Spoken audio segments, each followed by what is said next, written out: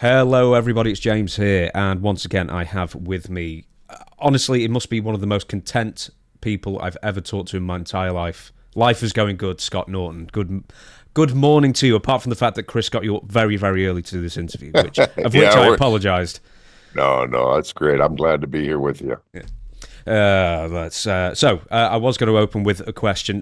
When I interviewed you, forget about that question. When I interviewed you last, we ended on just coming up to North Korea. And right.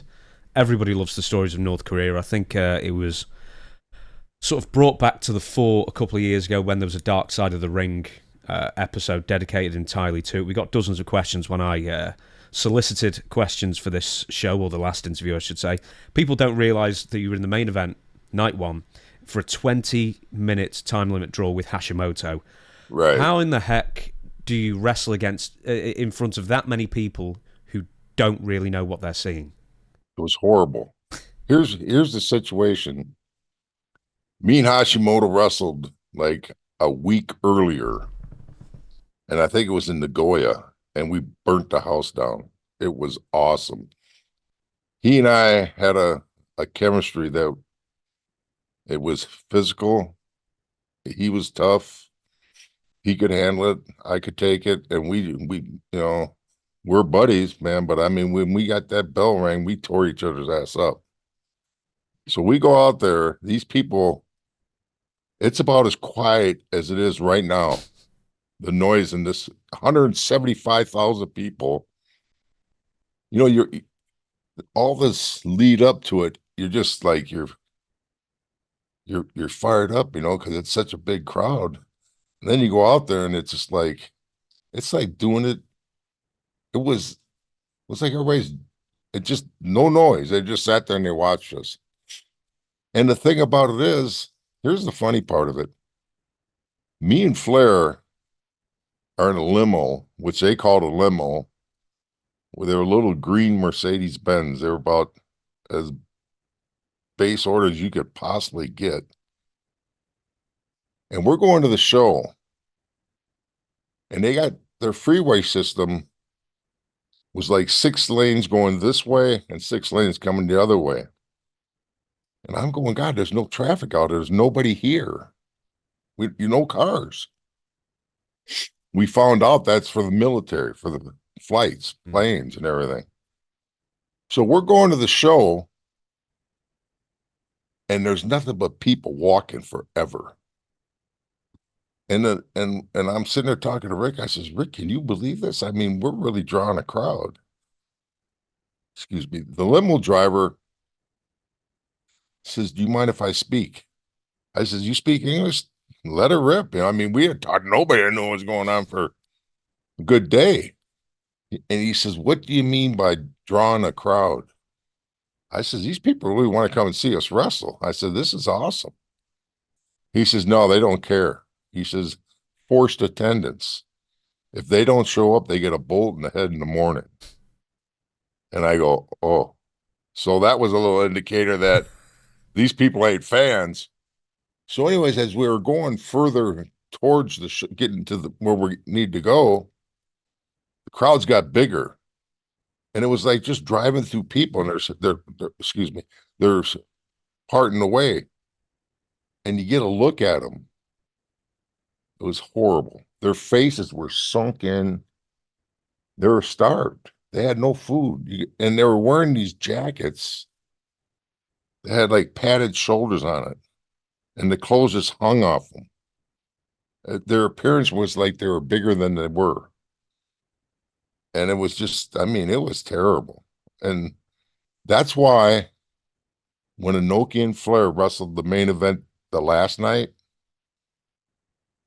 they went old school, brother, and they took that crowd and they had them it was like, I couldn't believe it.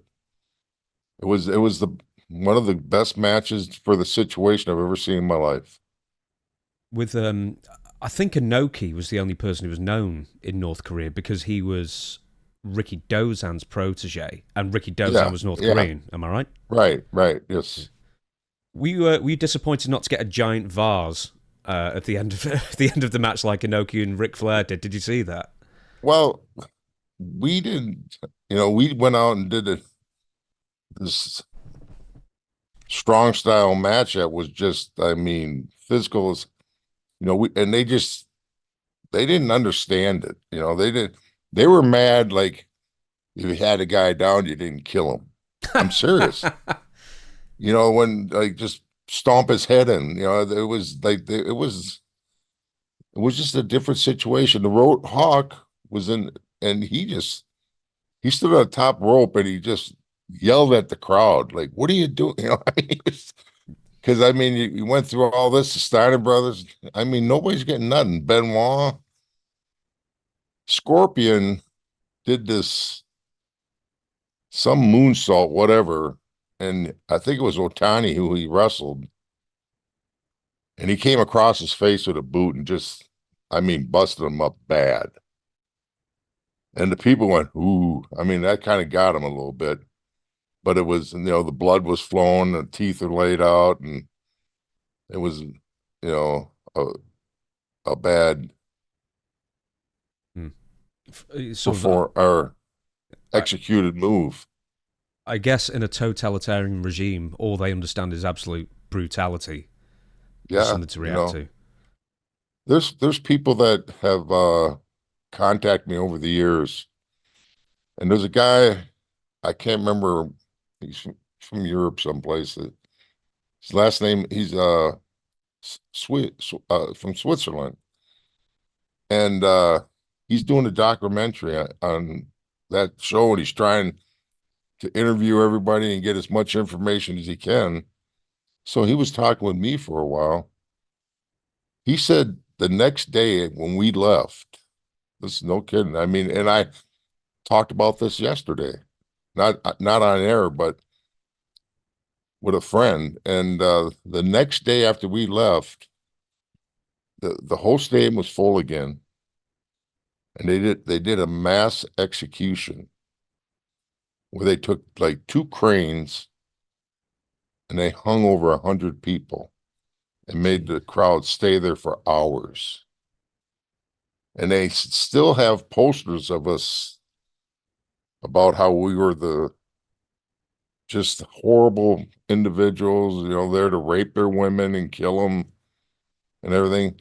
But they made the people sit there and watch this. And and when I bring it up to people that have been there, like I talked to Sonny Ono, or I talked to Eric, or I talked to guys, and they've heard the same thing. And I have no proof, but I don't doubt it a second. Mm. Did you have any trouble leaving North Korea, or at any point think that your life We was in danger? The way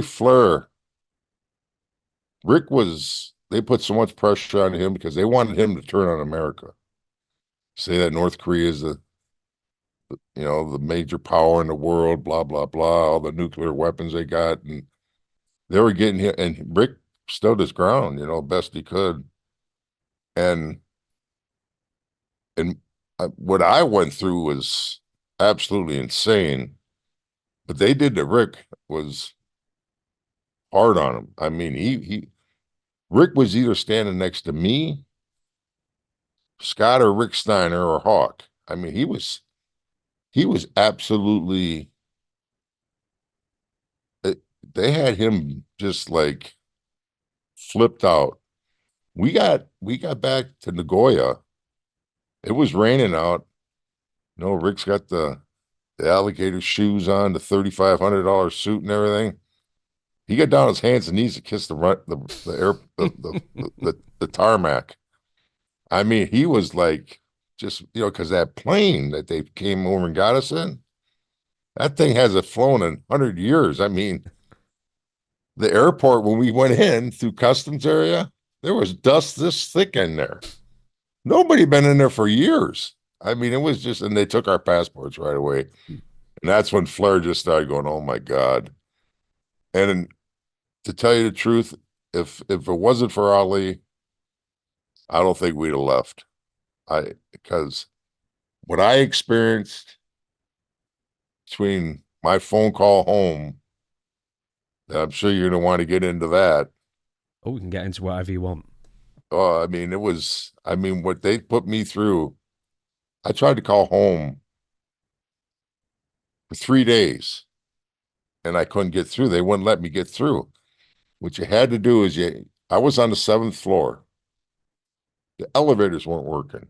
They wouldn't let us use the elevators. You had to walk up the flight of stairs. So, anyways, to make a phone call, you had to go down in the basement, get the operator to connect you, then they'd ring your room. So I'm running up 7 flights of stairs to my room. I could hear the damn phone ringing. Got the key in the door.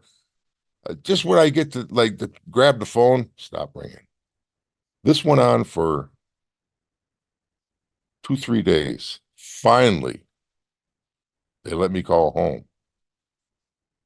And I talked to my wife. I'm a newly married guy. And she goes, "Where have you been? Why haven't you called?" And I says, "Tammy, I've been trying to call you for 3 days." She was just pissed. She thought I was out partying and having fun, just living the. And I says, "You don't understand what kind of shithole I'm in here." Click. And the phone got cut off on me. And I went, she hung up on me. I was pissed. So, anyways, as soon as that happened, it wasn't even 30 seconds. Somebody hammers on my door. I'm not in a good mood. I open that door up. Here's a dude in a suit with four military guys with weapons.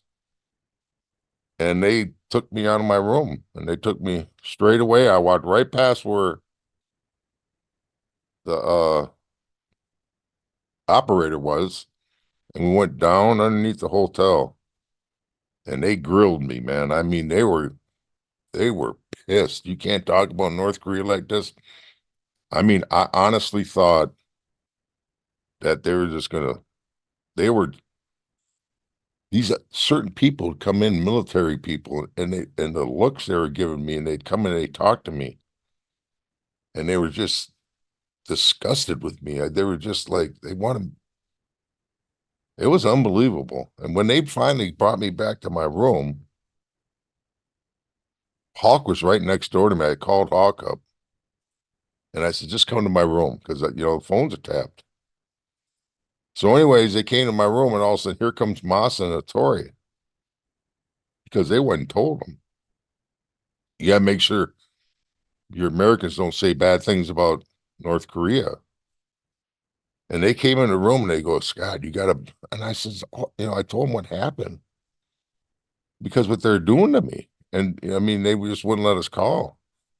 And I honestly thought that was going to be the end. Mm. I've never been in a situation where I was so I couldn't control it. You know what I mean? They had weapons and they had people and they had, I mean, it was like, it was absolutely insane. You must have been like when Hawk and Scorpio ended up fighting on the bus. You must have been like that. We're never going to get out of here now. They're going to find out, and that's it. Well, I wasn't there for the fight, but I heard about it. I was that day I rode with Flair, and that's that hmm, that whole story that was on the dark side.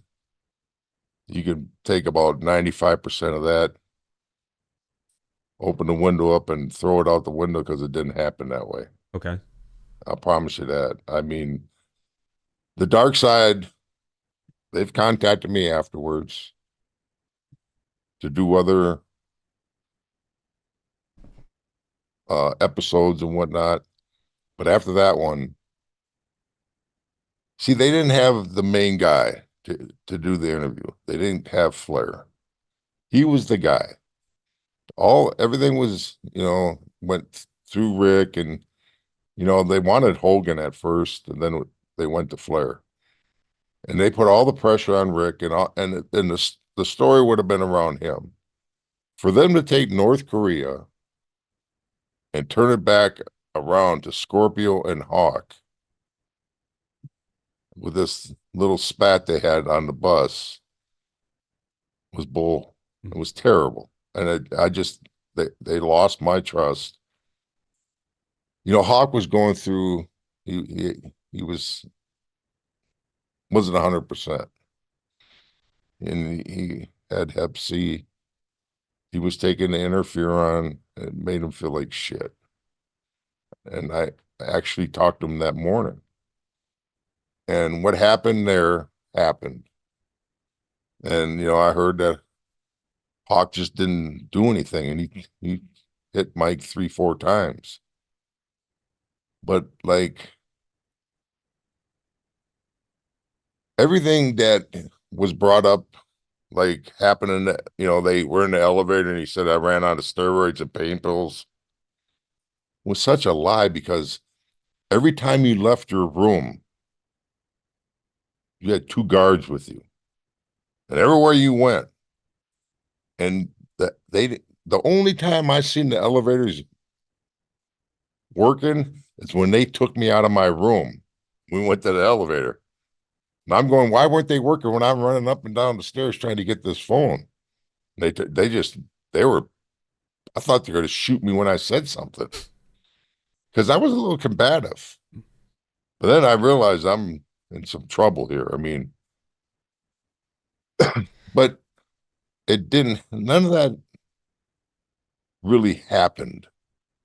And, you know, they took a story and they made, you know, the negative with the Road Warriors, the first one, you know, they didn't do me favors there, and they certainly didn't do me favors in the second one. And, you know, I mean, it wasn't on the up and up. I mean, it happened, but a lot of the stuff around that did not happen. Mm-hmm. So we'll talk about a brief bit more about North Korea as well, because sure. The Hardcore Rob has said so few Americans have stepped foot in the country. Could you describe maybe the food you were served, the drinks you were served, and maybe what kind of facades in Pyongyang or wherever else you ended up in North Korea just seemed fake? I mean, the food was horrific. I mean, we were served a dinner, and it was like their White House, I guess it was, and that meal was pretty darn good. But otherwise, the food we got served, they wanted to be like, you know, a brook trout, and they would take a brook trout's head that was cut off, and they would take a fish that was like the head looked like the fish was just enormous.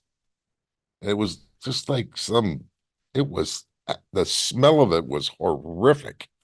And they put this little brook trout head by the plate, like they're serving the fish whole, right? Like, are we that stupid? I mean, and then the food, it just, nothing really, they told us to bring canned food if we want, you know. So I took it to heart and I bought like 12 chunky soups, and I'm glad I did. Because I mean, I don't remember eating anything good there besides that one meal where Scotty Steiner, he almost he almost got himself in some big trouble that night. Oh, It was, what did he do? well, they Did had he send these, his dinner back? Is that did he complain about the no, food? they had their pageantry was amazing at the show, at the event. It made the Super Bowl look like a high school homecoming. I'm serious.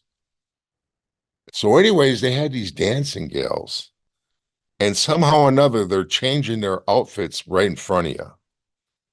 And Scotty couldn't handle how they were doing it. So they snuck around backstage and got in the back, and he was trying to figure it out, and they brought him back. I mean, and I'm sure Scotty got. I mean, but yeah, he went. I mean, he got like he went up on the stage in the back of the curtains, and he's like this, watching. And this place here, no joke, man. It just sounds like you couldn't never take Scott Steiner to a magic show. He would just No, demand to know how everything was done there and then. oh yeah, Scotty's a little impatient, I would say. Yeah. It And, was. I'm sorry. no, go ahead. I was going to ask as well. So when you were being toured around, from the hotel to the venue, did the buildings look real? Did certain things look real, or did they all seem like like the Truman Show? Just like hollowed What? out buildings for a facade for the effect. Yeah, but they would, they would do angles to make that city. That city was like it wasn't nothing to it. I mean, it was like I don't really. I mean, it's like the smallest city in the world. It was when you're driving to it, right? Where they live is everything looks the same. It's these massive concrete buildings with these little tiny windows in them, and it's like a school. You go to the side of, I mean, and hundreds of people. There's no grass, and I mean, it's like 500 families could live in each one of these things, and there's hundreds of them. There's no paint. They look like prisons. And then as you come in the city, the grass is cut nice, and the streets, the roads are nice, the freeways are nice. The hotel was, I mean, it was, if they cleaned it, I mean, nobody stayed in there forever. I mean, they had curtains in there. I mean, it was like drapes. I mean, there's these big, heavy, the beds were pedestal beds and it was 5 star, but I mean, nobody stayed there. I mean, it was hard to explain. I mean, it was like a fairy tale. I mean, when you seen the people and you see me and Benoit, we left our room. We're just go walk around, and of course he's got two guards on him. I got two guards on me. And the one area of where we wanted to go, when you cross the streets, you went underneath tunnels to go across the street. So Benoit, he was not crazy, but he was a big river, a jokester. So we were walking, the guys are like 20, 30 feet away from us. We go around the corner and he said, let's go. He starts tearing out front, and like an idiot, I followed him. And we come up the stairs, and like we lost him, you know what I mean?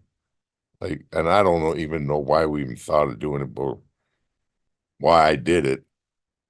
And as we came up the stairs, there's like 6 people waiting for us to come upstairs. They radioed ahead, and they just like, yeah, okay. And so we walked around, and there was like a flea market going on. That people had plates that they made, or little paintings, or sketches where they used pencil. And it was nothing very expensive or really nice. There's, selling pots and pans and stuff, and we were just walking around looking at it, but it was so, you just look and it was gone. You know what I mean? The city was there. They must have done a lot of camera angles. You know what I mean? They hit it from every angle they could to make it look like what they did, because there was nothing to it. It's nuts. It's not, but I mean, it's still amazing that you genuinely are one of the few Americans, few Westerners to have been there and Uh, experienced just the well, otherworldliness of it. I guess. the coolest thing, we went to the South Korea, North Korea border. Oh, the DM Yeah, demilitarized zone. Yeah. and right where President Trump walked over and shook his hand we were there, and it was pretty dang. That was all right. And then they got a prison in each corner of the country, massive prisons where they just put people in there and they just work them to death. And yeah, it's just there's nothing you couldn't get me to go back there for anything. Hmm. You've got it too good now. No Well, point going back. You've got it too I good now. had I had no idea what I was getting myself into back then. Masa come in the locker room one day. He said something to Chono and Hashimoto and the Japanese boys, and they were concerned. They're going like, "Oh my God," they're just sitting there like the mood in the whole room just was shocking. Then he walks up to me and he says, "We wrestle next month, North Korea. You're booked." I go, "Okay." Like, I mean, I really didn't. I didn't know anything about North Korea. I was busy trying to get in the, work my way up the ladder and get my, career going. And the Japanese boys, Chono comes walking up to me. He says, "We're going to North Korea." And I says, "Yeah, that's what Masa said." He said, "They hate us. They want us dead. Why are we going there?" And I really didn't know what I was getting myself into until like we got there. And, because on the way there, we're having a blast. We met in the airport, and here comes Ollie with his entourage in and Flair. And, we're all, this is, we got a cool trip and all everything. Brother, we got in we landed at Jalopy. Did you ever see the movie Major League? Years ago, yeah, Yeah, where yeah. they wanted to ruin the baseball team, so they started making their travel worse, and they were duct taping the plane together and everything. That's what we were on. And it went downhill fast. I mean, and then we're trying to get a beer on the plane. Guys like to drink beer when we're flying along. Nobody got the same beer. And these beers were not in the refrigerator ever. I mean, and they were upset that we wanted something. It was absolutely it was terrible. We are now. Most of my other we'll leave North Korea there. Most of my other questions are going to be a bit random here and there because there's stuff from the old format. And anyway, Sure. we're going to go to Japan. This is something from me. I am not the biggest Japanese wrestling historian or anything like that, but more recently I've been looking into the glory days of the 90s, and then somewhere around 2000 or the late 1999 or wherever it may be, New Japan and Inoki seem to get bitten by the MMA bug. And then Baba Ooh, they died, ever and then Noah comes out of it, and then basically there's a huge exodus from all Japan to Noah. We'll stick with New Japan first. Why did Inoki just all of a sudden decide, well, what worked in the 90s, forget about that, we're going to get your Don Fries and your Josh Barnetts and everybody else, and we're going to do sort of worked MMA? I just I can't explain it. I mean, his style of wrestling, he fought Ali. That's his, it wasn't a fight, it was a exhibition. He was always into combat sports. Inoki loved that stuff. When the MMA came out, it started taking over. Pride was huge. And they're selling, but we were too. We we never we had bigger crowds at the Tokyo Dome than they did. I mean, but they were doing very well. And he wanted to pit his boys. He got Nagata, Nakanishi, Kinski. He got them all. And to, I mean, who Crow Cobb? Nagata's first fight was against Crow Cobb, for God's sakes. And Nagata was a great kid. I loved him. And I'm just going, Crow Cob's going to kill him. I mean, this is a one thing about these MMA guys. They're hard to hurt, meaning their jujitsu and everything on the floor, on the ground. They're incredibly, they're gifted, trained, legit fighting machines.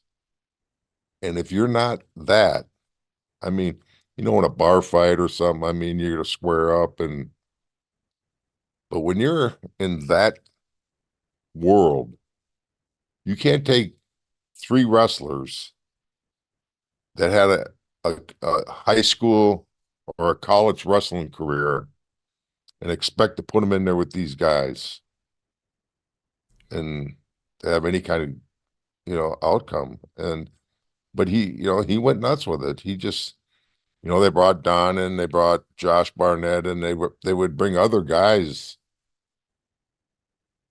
through. I can't remember the guy who used to carry the cross in the ring. He was there for a while, Oh, but chemo.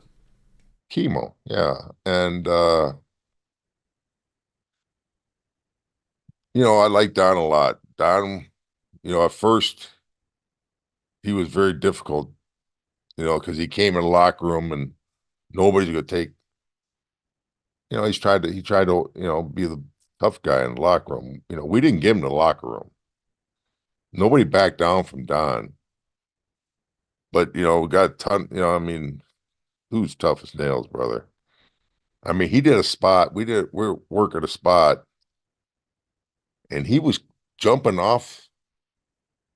I think it wasn't the top rope, but he did like to skip over. When he came down, I popped him, and I didn't want to take his head off, but I did. And he kind of like thought it was his fault, you know. And I just went, I said, and I didn't even, most guys would have been gone. And I mean, it was kind of like another day at the office for him. Mm. He was a durable, tough guy, man. And I mean, he was, Anoki should have never put him in that position yet. Taking him into our business and say, here you are. He was not ready for it. He knew it. I knew it. Everybody knew it. We tried to make the best out of it. And eventually Don started picking it up.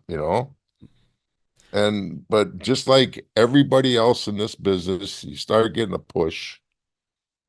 You get a little bit of a big head. You know it all. And that definitely happened to Don. Then he starts feeling it because he was around some guys that could go out there and just burn the house down. And he's wondering why he's not burning it down because, boy, he didn't. Now, if he's going to go out there and take on a top MMA fighter, he's burning the house down. But you see, he's not. And so Inoki didn't give Don the greatest of opportunities because he didn't have him prepared for it. Then he took his guys, and they want to go in against Crow Cobb or they want to go in there against these top flight fighters. And as good of amateur wrestlers as they were, and collegiate, they're just not there. And it was, my opinion, a huge mistake. Huge, because pro wrestling's a different world and it's an entertaining, but over there it's very, I mean, that's why I named my book Strong Style. I mean, it was different. And and Don started having some great matches. He had a match with Kinski one time, was just a barn burner. But at first he wasn't ready for it. And then, Brian Johnson came in too, and he was going 100 miles an hour. They weren't trained for that, but they were very well trained for what they did, believe me. Yeah. Speaking of which, did Inoki ever try and convince you to, or try and book you in for a Pride fight? Or Yeah. similar. Oh, did he really? Yeah. And Massa wouldn't let it happen. He says, no, he says, Scott's a professional wrestler. I, and I was up for it. And, I mean, because maybe I didn't understand as well. But one thing that I had over, you know, Nagata or these guys, I was a powerhouse. I mean, I'm I had a different attitude than they did. I mean, I felt that, I mean, learning and seeing, you know, these guys on the ground are amazing. Their jujitsu is, it's just hard to hurt them. Masa says, I know you could just take him, throw him over top rope. And I go, I mean, and but Masa just said, Scott, please. And anything Masa told me to do throughout my career, I did. And I mean, he always says, trust me. He he took care of me like, I mean, he was the only guy in this business that never lied to me. They're always talking about you signed this huge contract. I shook Moss's hand. It was gold. And so what he said, I did. And he took, when Massa was out of the office and things changed that anybody that had any loyalty to me was gone after, a short period of, or, that's when I had ended up leaving because everything, the bloodline was severed. Hmm. Did Baba ever try and make a play for you? Ever try and lure you over? He knew he couldn't. I'd never go. I just, I had it too good. I mean, it's hard to explain this. I mean, for 17 years, when they said they were going to do something, it happened. They never, I mean, we never had I'm not going to do this, I'm not going to do that. We never had any of that. I never disagreed. They they they generally cared about me as an individual, my my life outside of professional wrestling. I mean, they asked me, I got married and they said, well, how's your wife doing? I says, it's hard. I'm gone all the time. They invited her to Japan. I mean, I was on a first class ticket deal with 12, $15,000 tickets. At the end of the tour, you get paid. They give you your ticket for the next tour's flight and a booking sheet. They had me 2 tickets and they said, please bring Tammy. And they took care of her. I mean, usually you get to the hotel and I mean, I'm going to bed. They call her up. They said the phone rings. I go, who could be calling? Nobody ever calls me here. Answer phone. It was the office. How's your flight? How's this? How's that? I said, oh, it's great. Does Tammy want to go shopping? I said, Tammy, want to go shopping? Yeah. She came back. She had like 5 bags under each arm. She said, this is unbelievable. I never did this before. It was, she's a young gal. I mean, they just took care of her and they, everything that I was doing in my life. I mean, my first home I bought, they gave me a interest-free loan. I mean, who gets that? You know what I'm saying? Hmm. And then when I worked, was paying it off as a bonus, there was still like a quarter of it I need to pay. Had a really good big match, and they gave me it as a bonus. Hmm. I never talked to anybody. I know guys got bigger contracts and this and that, but they did things like that. It was just pretty awesome. And I mean, and I never asked for it. They approached me. They said, Scott, are you thinking about buying a home? And I said, of course, me and Tammy are kicking it around. And when you do, we take, you go through us. It was unbelievable. And And it's never like I had a house payment because I just go work and they just took a little bit of my pay and they never complained. They never, I mean, it was just like the stress-free life. I I've mean, I've got to ask, how long did it take for you to pay off the house then? less than 3 years. Damn. Oh, well, yeah, I mean, how can you leave them then? I mean, I mean, yeah. I just like they cared about me and I mean, like, but they knew they put me, you're only as good as your availability there. If you can't work hurt, it ain't gonna happen. If you can't, you gotta show up and then you gotta understand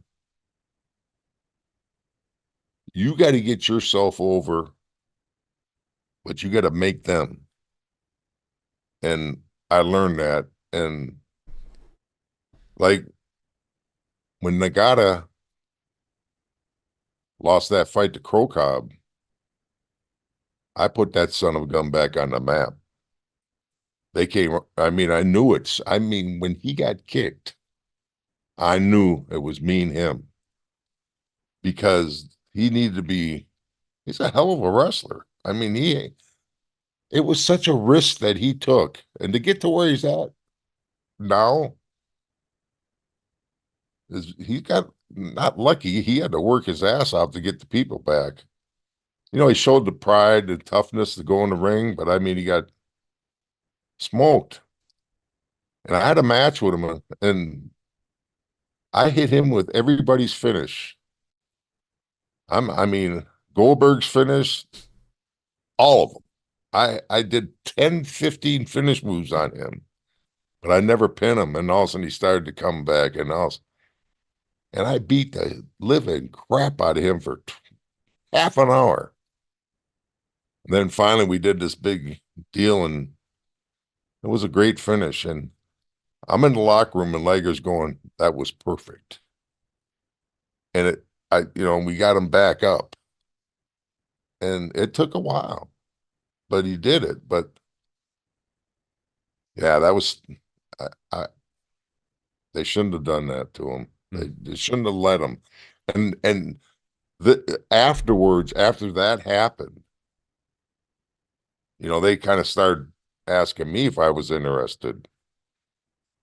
And and that's when Masa talked to me. He said, "Scott, you don't need this."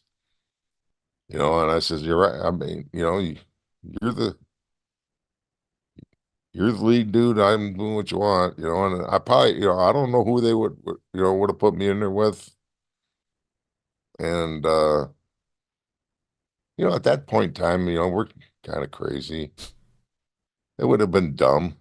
Probably, I might have not had a good turnout in it, might, been exposed, and it could have hurt my career too. Mm. So Because you mentioned it before, and you were saying, you've got to learn to work hurt, you've got to make all your commitments. Obviously, I mean, that's just a theme in pro wrestling. Maybe not the last few years, because you're more likely to get time off to rehab your injuries. But were there any issues when you were with WCW at the same time? Either conflict of dates with Japan, or worry that you were wrestling too much for one company and then you'd be injured and then couldn't perform for the other company? no, the only uh thing that Japan kind of was a problem with is how I was booked here in the States, is the way that they were using me. There was an agreement when they put the IWGP strap on me that I defended on Monday Nitro once a month, and it was supposed to be against a legit heavyweight. And I mean, they're giving me, they didn't live up to their word. They broke their word to New Japan and to me, because it was important that I would bring the IWGP strap back to the States. NWO is in Japan, and it was a big deal. And then I'm out there wrestling guy, I'm not gonna say names, but guys under 200 pounds that are not a threat, and they can't put that as you know, a big time defensive, Yeah. of the IWGP, and make a big deal out of it. So it went for 6 months, and like sometimes I'd talk to Kevin. I says, Kev, man, where's the match? I mean, what's going on? And he wasn't on page with it. Eric wasn't on page. It was like an afterthought. It's like they said something to get through a certain situation and agreement, and they didn't even follow up with it.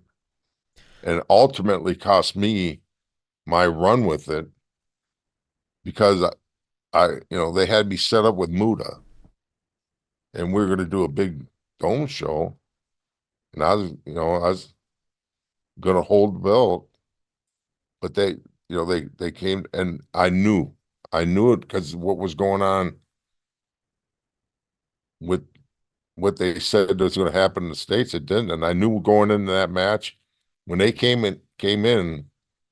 I says I understand completely, but that hurt me, because I mean that was my run, but you can't. WCW they had the locker room to be unbelievable, but they never had the locker room. Hmm. They never had control of it. It was too many guys. I'm not doing that. I'm not doing this. It drove Eric crazy. I was on a private flight with Eric one time. He was awesome about travel for us. And we're on a private flight. It's about 8 of us on there, the Steiner brothers, Buff, DDP, Luger. I'm sitting next to Eric, and he hands me the booking sheet for Monday Nitro. He says, read all these matches, tell me what you think. I said, looks like a pretty good show to me. I mean, God, there's gonna be some great matches. He says, you watch tonight, not one of these matches is going to happen. And I said, why? Why wouldn't, I mean, you're the freaking president. I mean, you're running the show. I mean, and I'm thinking that he's asking me to be the big police dog on him. Like, can you make these guys do it or something? You know what I mean? I'm going, I don't understand. So anyways, that night, Monday Nitro, there's probably 80 guys in the locker room. They have not posted the matches yet. Nobody knows what's going on. Show's starting at about 45 minutes. Arn Anderson come walk in the room. He says, everybody get dressed and be ready to go. And I'm going, this is a big show. This is the beginning when Nitro's starting to really take shape, and it's flying away and just huge. And they didn't have control of this locker room. So that they can't make commitments when you can't control the guys that are rowing the boat for you. You know what I mean? Hmm. And that's we ruined WCW. It was, and it's the truth. I mean, we're sitting there. I was talking about this last night with Shane Douglas, and they got all these superstars. The next thing you know, here comes Bret Hart and oh, for crying out loud, guy wore a skirt. Oh, Roddy Piper. Roddy Piper. There you go. Yeah, and I mean, you throw these two guys into the fold, right? I said the show's only 2 hours, man. I mean, they're these guys. These they're, they're top tens, era dudes, man. And how many can you have? They're just too much, Hmm. and they blew it. They let us blow it up for them. How's that sound? I'm looking at a couple of the people who you defended the IWGP title against on WCW television. Holy moly! I mean, gotta have some better. Lodi is one of them. That's all I'll say. 18 seconds. See, here we go. Yeah, I see what I mean. And I love Lodi. I mean, Lodi's a great guy and But, everything, but he's but a comedy wrestler, in yeah, especially you in see, '98. and He had that's the what they flop. did. That's what they did to my run in Japan. It was a great thing. I'm going to come back from Japan, go defend my title, and I mean, they were throwing names out, names, big names. And New Japan is like, this would be awesome. And there was agreements made, and they didn't keep them, brother. And it was frustrating for me, and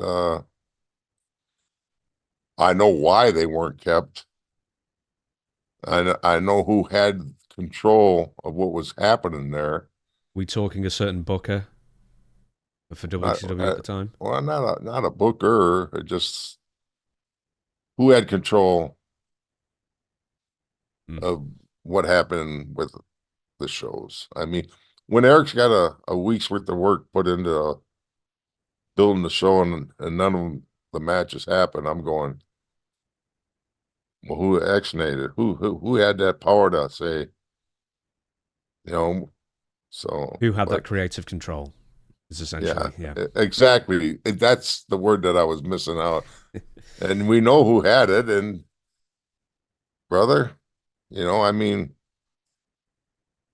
it was his show and his way, and it buried WCW. And I mean, should have never happened, but and believe me, I was in the room. I mean, I'm not doing that. I'm not doing that. And New York, Vince, they own their locker room. I mean, they walk in there. This is gonna happen. That happened. Everywhere in Japan, they come in there. Boom, there. So they killed themselves. Well, it They wasn't. let us. It wasn't just you as well. I mean, it was the NWO Japan when they brought them over to WCW. They were always an afterthought. Sure. Yeah, What can you do? that's I how it is. mean, Can't change it now. We'll talk about something a bit happier. This is a really unfair question, I know. But more than one person wrote this in, or a variation of this, but several wrote in asking, one, your memories wrestling Eddie Guerrero and Chris Benoit. So I thought I'd give you the impossibly unfair question and ask, which one was the better wrestler? oh crap. I'm sorry. Uh yeah, I mean, for me, who would I rather wrestle? I mean, well, you can't go wrong with either one of them guys. Chris was a more physical style. He could wrestle. Put this way, he was a freaking buzzsaw. I mean, he was the Tasmanian devil when he wanted to be. And he was physical. When he would hit you with a tackle, I mean, he hit you like a 300-pound man. Eddie was more of a technician, incredibly. They were so. That's an unfair question. You're right, because Yes. I mean, they're put it this way, they're so good. It's just for a guy like me. I mean, you can't miss. But I guess I'd make better sense with Benoit because he could be more of a physical force in the ring. Hmm. So he, But he I he would mean, take the fight to you more than Eddie would, who would be yeah, more big yeah. man, little man kind of affair, I guess. Well, Eddie would be, he would try to outsmart you. Or, if he was healing, I mean, Eddie was one of the very best heels this business ever had. His mic skills were freaking off the chart. He could piss off everybody, and he was smart, brother. I mean, Eddie was a absolute. I mean, if the dude was about 3 inches taller and about 40 pounds heavier, and then, but it didn't matter. But I mean, yeah, he was amazing. You sit there and they talk, Flair, Shawn Michaels. Stone Cold, Taker. Eddie was as good as any one of them guys. It just wasn't probably better. You know what I mean? And I mean, and it's like we're talking last night. If you had, the Mount Rushmore, I says you could put four names up there, and I'll come back with four. Then you come back with four, and I come back with four. It's like, when do you get there's so many great, great workers, and it's insane. I mean, who really is I mean, the exposure, or there's so many guys. Well, if you let's say you're back in 1990 or wherever it was, and you had to wrestle one for the rest of your career, who would you prefer, Eddie or Chris? And that might also go towards how much your body could take working with Chris versus Eddie, I guess, as well. But Oh, one of them, who would you pick? well, I'd rather work with Eddie because he's going to come up with more stuff than you. I mean, I used to go to Eddie. I says, Eddie, I feel like I need a little help. I'd ask him about watch my match, and I need to burn a little bit more time doing this, doing that. He'd watch my match, and he would come up with things. The dude was like, he just knew it. I mean, he lived it. It was in his blood. Benoit, same way. But Eddie, he could put it this way, I could have 5 matches at Eddie, and they'd all be completely different. And if I had 5 barn burners with Benoit, they'd pretty much all be the same. Hmm. See what I mean? Yeah, absolutely. Yeah, If yeah. if nothing else, I think Eddie Guerrero has the ability to the Larry Zbyszko stall, Shit. I guess, as well. He could. Brother, and the thing about it is, it's all going to make sense. Mhm. It ain't gonna, that's the same thing with Rey Mysterio. I mean, these smaller fellas they wrestle big guys, and they make it okay almost. Mm. I mean, Ray went on that little run in WCW where he took Bam Bam, Kevin, me, and it was, wasn't the worst thing that's ever happened. I mean, you know, I I will. I'm going to give you one more topic, and then I'm going to give you a break for a minute from me. And all right. it's about merchandise. A lot of people wrote in very specifically about a game that you appeared in. So, Desert Raider Oh, has said you had the best punch in any of the old Nintendo 64 games. El New, I can't even pronounce his surname. He was so good in WCW NWO Revenge, that was a Nintendo 64 game, that my group of friends had to ban him whenever we had tournaments together, because whoever picked Scott Norton always won. I'd love to know if the real Scott Norton was aware that digital Scott Norton was the most dominant, indestructible wrestler ever. yeah, I do. People told me about it all damn day long. I mean, I don't know how that they're saying that I got the wrong chip or something. That they were concentrating more on other guys, or for whatever reason. Yeah, but that Nintendo 64, I play you and I always win. And I've heard that before. That's great. There's another word name I can't even pronounce it. It begins with a Lobo something. You're actually more Japanese wrestling games than American ones. So, having said that, are royalties calculated differently in Japanese games than they are in American games? Oh, definitely. And so, what's the question? Oh, well, we How want to know much? how. You can always ask how much. I mean, I'd never be so Well, rude as to demand a number from you. But okay. how's it work from Japan to America? Is it one lump sum payment or? Well, I can explain that to you a little bit. Okay. When you do the game there, your lifestyle when you're on the road is totally different than it is here. They take care of you like a freaking god, and they take some of that royalty for that situation. Mm. I mean, we stay in the Keo Plaza's 5-star hotel. I mean, it's a it is a palace. It's beautiful. They put us in, the buses we take is first class. I mean, to travel, first class.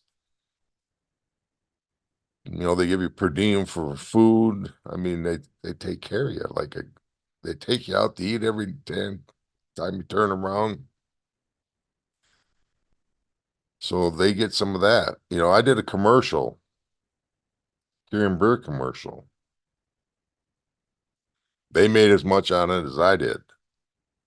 And this commercial ran every half inning of every baseball game for the whole season.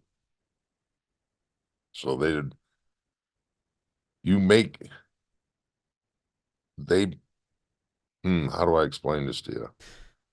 Is it right? So They, what you were saying is they advance you a lot of money for that, and then they garnish whatever they give you with all the lavish lifestyle that you sort of enjoy on their expense. I guess is that how yeah, it's played? pretty much. So they expect, that the merchandise and kind of theirs, and they share with you, but it's, they kind of call the shots on that. So, How, and nobody complains.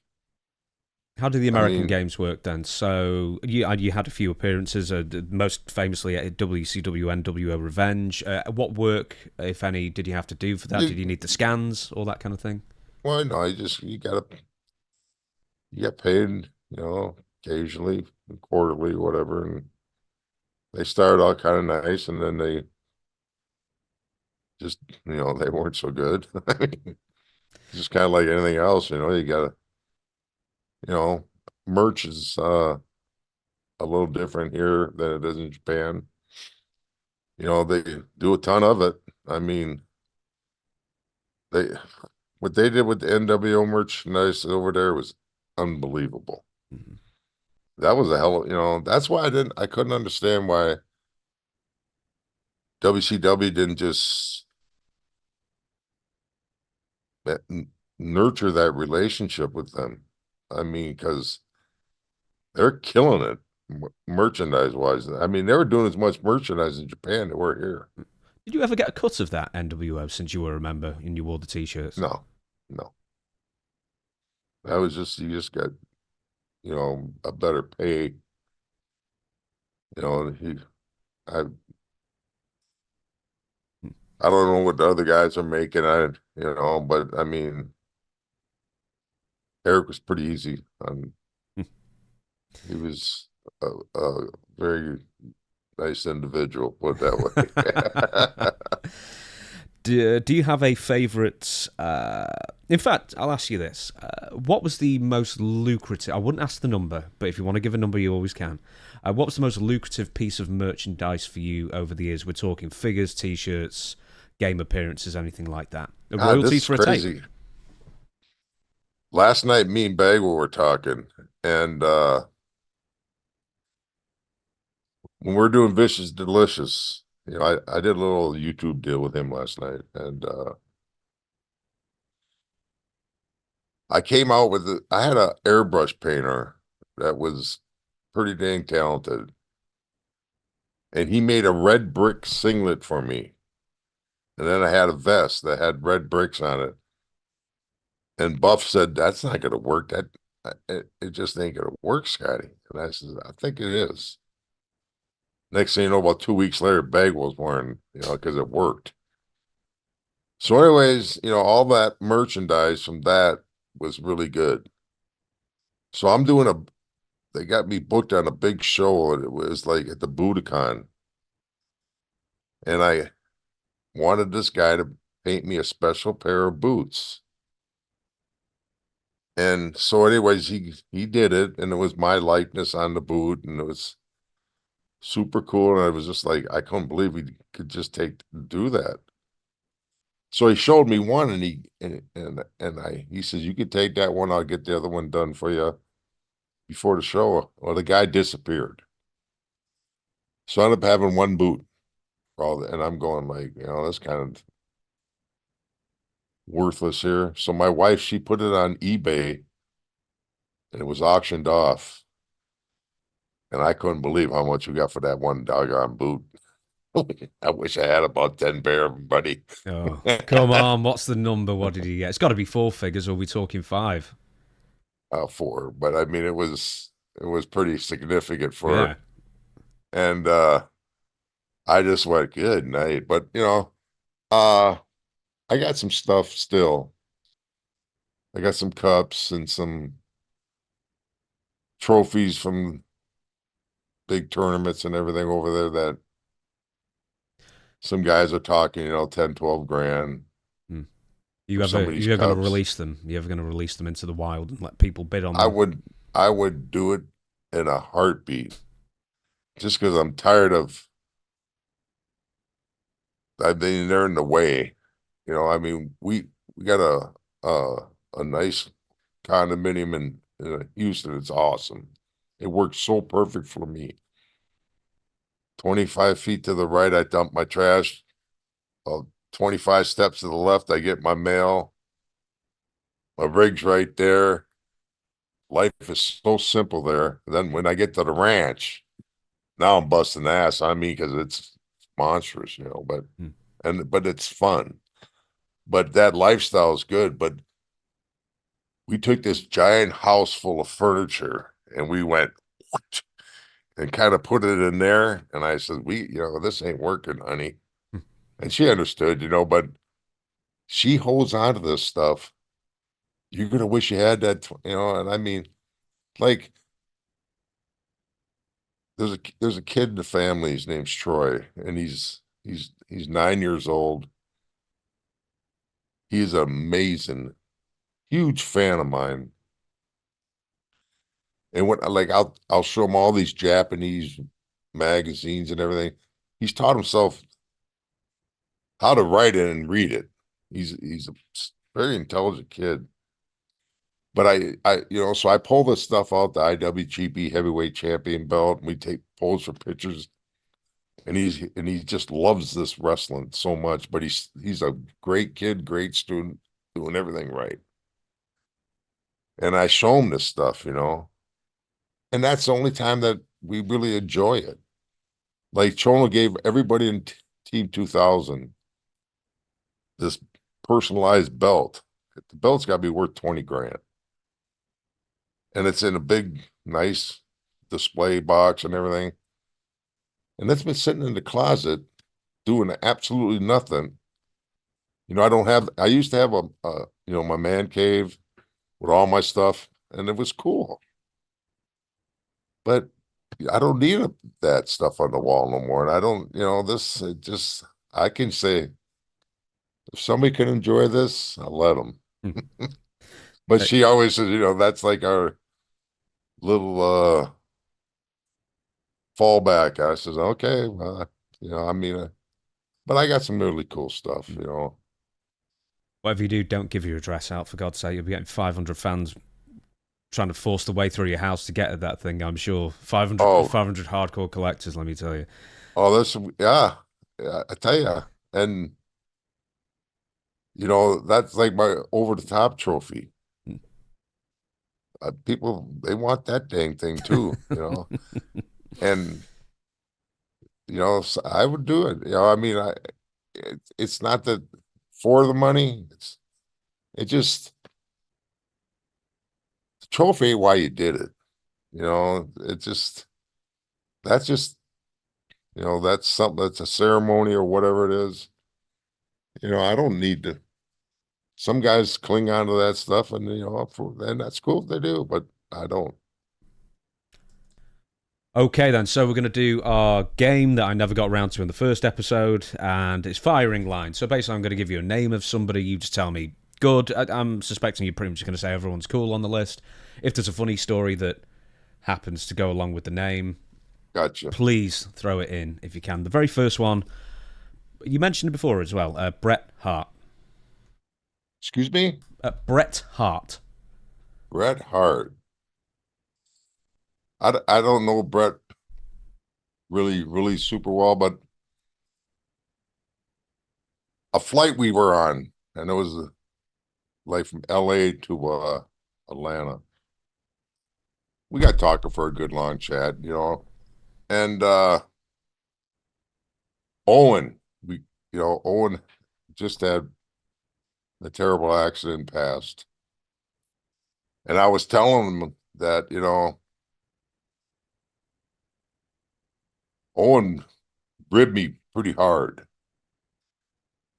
And I was telling him, I said, I'm not going to say what the rib was, but I was pissed at him. I mean, it was like, and so I was telling Brett, I said, I'm wish that I could have confronted him. I wish what happened never had happened, because Owen, we did a thing where we did an arm wrestling pose early on in Japan, and it really helped me. And he was cool about being the guy to do it with me. And but then when we all heard what happened, it was just horrifying. And but Owen was a big time ribber. Hmm. And I remember talking to Brett. He says, "Yeah, I'd have been mad too."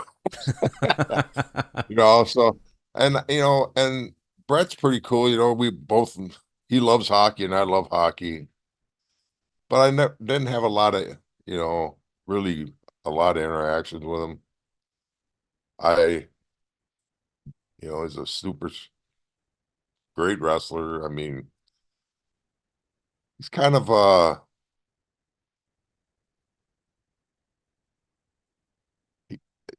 the little spill he's got going on with Goldberg right now is every once in a while you pops up on Facebook or whatever, getting tired of hearing about that. Mm, I mean, I think you know what I'm talking about. I know. Yeah. We'll move on. Rick Steiner. Now, I want to mention this. I can't imagine you're the type of guy that he would attempt to duct tape to a bench. No, No, not like but Disco Inferno or someone maybe. no, no, no. He even goes further than duct tape into the bench. I mean, Chuck, our trainer, was very fortunate that I left my Oak in the locker room because I went back in the locker room and Chuck was taped to the bench. Steiner got him, and I don't think anybody would have found him. And I untaped him, and he was pissed. Oh, he was upset. I mean, and but yeah, Robbie, you just never knew it. This guy, I mean,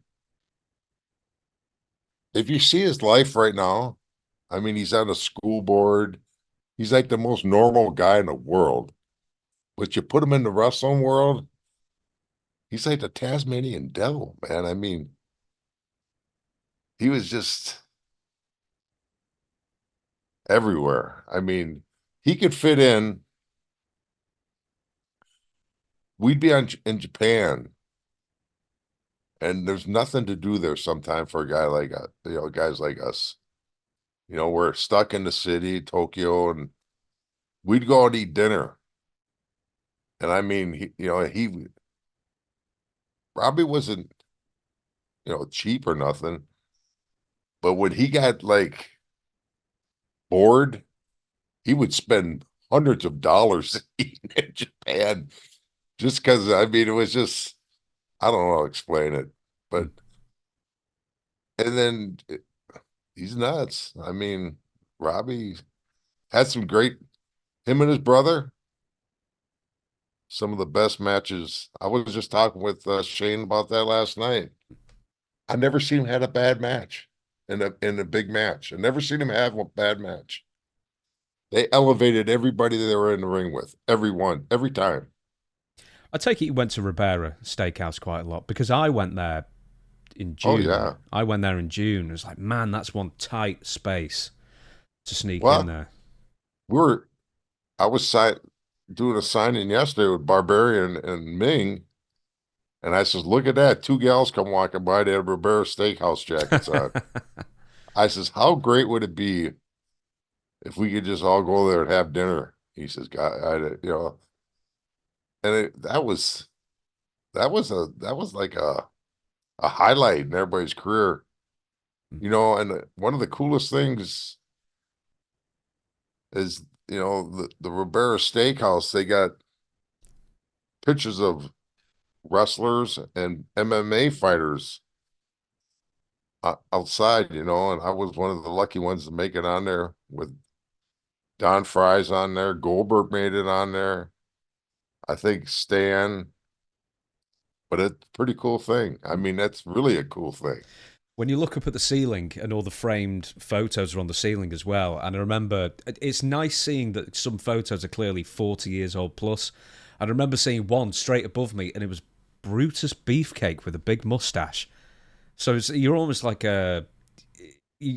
people watching above, just to try and figure Sure. out who everybody is. Well, you know that they changed the pictures when Baba brings a different crew in, say Jim Neinhart and whoever, they switch pictures. Mm. Yeah, he's pretty sharp. He knows which side And his bread's buttered on. That's good. oh yeah, Next one is Doc Gallows. gosh. Uh I really haven't had a lot of interaction with him. That's fine. We'll move on. I've got a ton of names, so if you don't have a story, we'll just move straight on. Yeah. Next one, Giant Bernard, I believe it was pronounced. Albert A. Train, Oh, whatever you want to say. yeah, A Train. Wait, or Matt Bloom. Hmm. He came in, you know, that was pretty much when everybody that had loyalty to me was kind of moving out of the office. And he came in, and I understood that, you know, I was there 17 years, and they're looking for their guy. They're, you know, super heavy dude and everything. And we worked together pretty good. And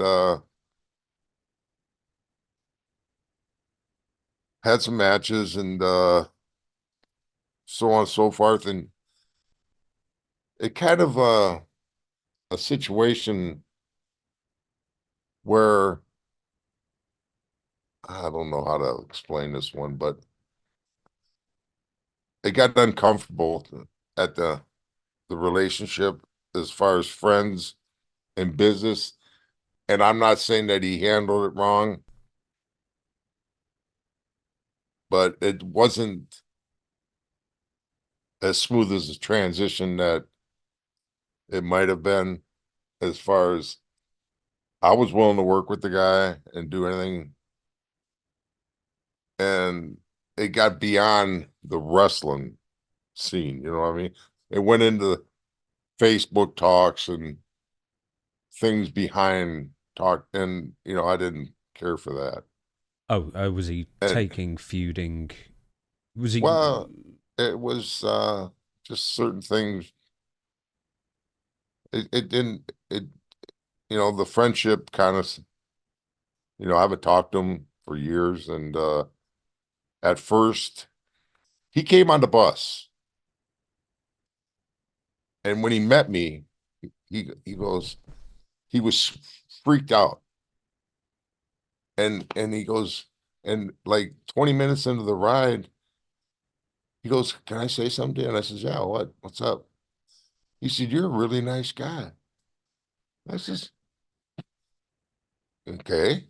I mean, we're all kind of nice guys. I mean, you know, I mean, he says, "But you never smiled on TV. I thought you were just a killer." I'm going, you know, like John Wayne don't use real bullets either, brother. You know, They don't pay you and overtime, you know. They only pay you for, in the ring. You don't have to be right. that 24/7. But that's how it started out, you know. And then I don't know if he got a big head or whatever happened, but there were some things that were said that shouldn't have probably been said. And it kind of got, you know, a little it, you know, it just wasn't Mm. ideal, you know. And I mean, things like that happen in the business, fine, you know. But you know, you don't start yakking outside of it. We'll move I guess on. we, yeah. Yeah, we'll move on. Greg Gagne. Greg Gagne. You know, I probably should have listened to Greg more than I did. coming into business, but he did something to me one time that pissed me off because they pulled me out of camp way too early. And I was working a tag match against Greg and I can't remember. It wasn't Jimmy Brunzell, but it was somebody else. And they started doing this, the false tag deal, and I didn't understand it because I was just worried about being on TV the first time. And he kind of said something in the locker room that kind of offended me. And it pissed me off, because I mean, all, I, if you're gonna do something, bring me up to speed on it, and I'm fine with it. But don't, when he just, that it started out badly, and then, I think I might have got like lippy with him a few times in the locker room. He would say certain things, and he was kind of. It didn't start off well, but years later, he was right. As far as he had a different way of going about it. And I even told Greg, I said, I probably should have listened to you a little bit more. Probably got a little bit of a big head, thinking and but Greg's a pretty decent guy. Another guy, he can work his ass off, but a little small. Hmm. Oh, Bobby. hey, Oh, okay, I gotta go there. I gotta tell you this oh, one. please. Oh, this is one of the best all time. Me and Tom Zink are out having a few beers. We might even been over bears that night in Japan. He says, Scott, before we go to bed, we got to rip Greg Gagne.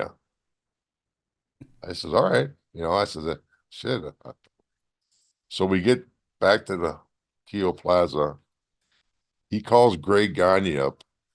He says, Greg, he says, I just want to congratulate you on the new tag team. He says, who the heck you talking about? He said, you're the next new tag team sensation in WWE. You haven't heard about it? And he says, no, no. We're waking him up. It's, early in the morning, or he's just woke, and he says, yeah, he says, it's big news. They're ready to really let you roll. And he says, you're kidding me. He says, who they taking me up with? And Tom Zink says, it's going to be you and Skinner. And they're going to call you Skinner and Skinnier. I fell off the bed. Craig was just screaming at Tom. He's got the phone. Oh my God, we laughed our ass off for about 20 minutes on that one. I says, where do you come up with that stuff? Yeah, Tom was pretty funny guy. That was pretty good. Next So I'm one. sure I'm sure he didn't appreciate us that morning. I, I'm really glad you stopped me to say that story as well. Oh yeah, that was one of the best. Next one. Speaking of ribbers and funny guys, Bobby Heenan. Oh, I love Bobby Heenan. One of a kind. The guy was the best. Bobby Heenan was gold. I love Bobby, and he was such a good guy to be around. It was Thanksgiving, probably 1996. We're living in Atlanta. No, maybe it was 90, 95 or 96. So, anyways, we got people coming over the house for Thanksgiving and everything. And I used to really keep my yard perfect. So I was out there blowing some leaves off the grass, trying to make it look real nice when the company comes over and everything. And all of a sudden, some guy comes walking there's 11 new houses in this cul-de-sac. And a guy comes walking out of the garage of one of them. And he said, Scotty. And I'm looking over there, I'm going, and I got the weed whacker blower going. And I look and it's a blonde haired guy. And I said, God, it looks like Bobby Heenan. And Bobby comes walking across the street and he says, how you doing, buddy? He said, I didn't know you lived here. I says, what the heck you doing here? This is my wife's friends of ours. And we're over here for Thanksgiving. I said, you gotta be kidding me. He says, no. And he says, I got in an argument with my wife and I got a cooler of beer and a bottle of vodka in the garage. I swear to God. And old Bobby's sitting in there and he's pouring them down and smoking a cigarette. And I got company coming over and I went over and had a beer with him. And I mean, the dude, he was the light. I mean, he was just fun all the time. The best part though was traveling with him. I took a lot of flights with Bobby, and I mean, it just like you never took a nap on the flight. He was talking the whole time, drinking a double screwdriver, yakking, and what a pleasure that guy was, man. Everybody loved Bobby. Bobby was, and we're just saying last night, Jimmy Hart, he's like the last one. The great managers that were out there. I mean, and you don't see him no more. Mm. You got that right. It's different. And another thing, we're talking when you watch Kurt Hennig work. Have you ever watched Bobby Heenan's matches? Have you? Oh yeah. Oh, absolutely. Yeah. Oh yeah. You see the way he could bump around. Kurt took right off of his coattails. Mm-hmm. I mean, and it was beautiful. Yeah, Bobby was phenomenal, man. I mean, he was great. Next one, Lex Luger. Did you have any singles matches with Lex? I did quite a few. No, Lex, I got along with Lex, and Lex could be a difficult guy, I guess. He wasn't with me. And no, Lex was cool. I mean, used to golf with him in Atlanta and then on the road and train with him in gyms sometimes. No, Lex was fine. What was your handicap at your peak golf? Peak. I didn't have a peak. I enjoyed the game. Yes, that's my line of thinking about it as well for the most part. Public Enemy. Oh shit. Uh, they were like the minute. Well, one of them was like the kind of remind me of Sags, Nasty Boys. I mean, just a little, but no, they were kind of a cool tag team and everything. And which is the one that passed away? Oh, they both died now. Ted Petty died first, and then Johnny Grunge Yeah, died a few years after. yeah. He was a real neat guy, and as a matter of fact, talking about me doing something in Pride or the MMA, I discussed it with him. Really? Yeah, because he could he could throw hands. He had some good hands. And he told me, he says, Scott, he says, I'd protect your career. And I mean, and he wasn't a lot. Most people said protect your career. Why take the chance? And it's something that I'm glad that I did because I mean, it's probably would have been a risk that I didn't need to do. Yeah, absolutely. Next name, I'm sure you have something to say about this fella, Brad Reagans. Oh shit. It's kind of like Brad disappears a lot. And when he's gone, he's gone. Absolutely one of the toughest guys out there as far as grit. Just, man, I mean, the dude's just a machine. Great guy. He trained me hard. We did a lot of tours in Japan together. But I haven't talked to Brad in 25 years. As crazy as it is.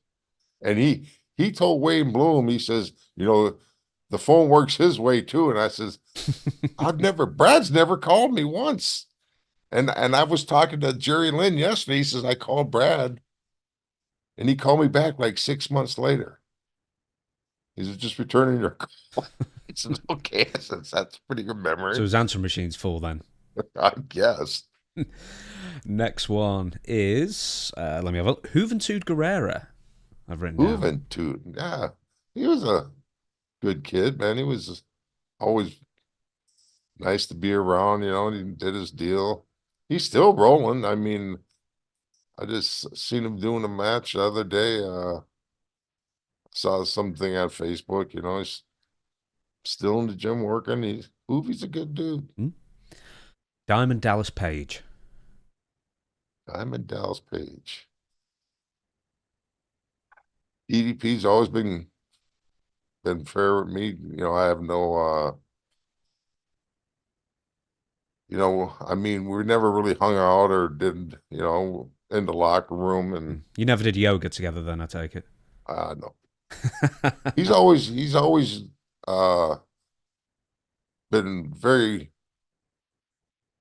you know, he's tried to talk me into certain things that he was being a part of and seeing some of the things that he's actually done. I talked with Bagwell about that yesterday, you know. He's turned some guys' lives around, man. I mean, and you know, the latest one was Butterbean.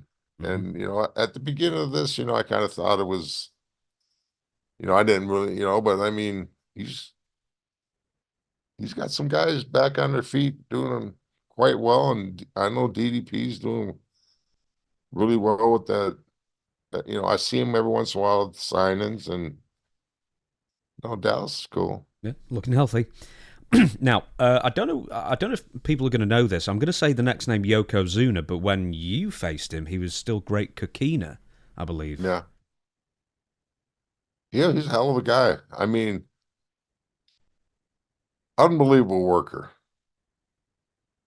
He, this comes to the mind. We're in Japan. It's over Fourth of July weekend, and we're on the road. And him and Samu wanted to have a picnic down on the beach. And it got to the point where this is nuts, but we don't, you know, we could take cabs to the beach, bring a bunch of food down there and all this.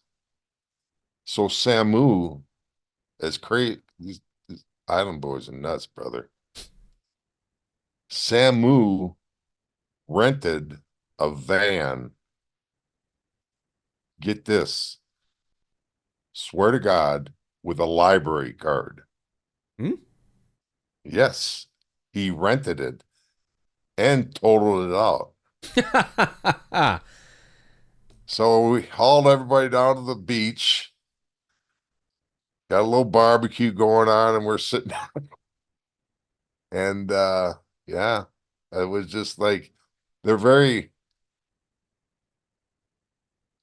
they, they're fun to be around them guys because like we would just be at a hotel where there's absolutely nothing to do.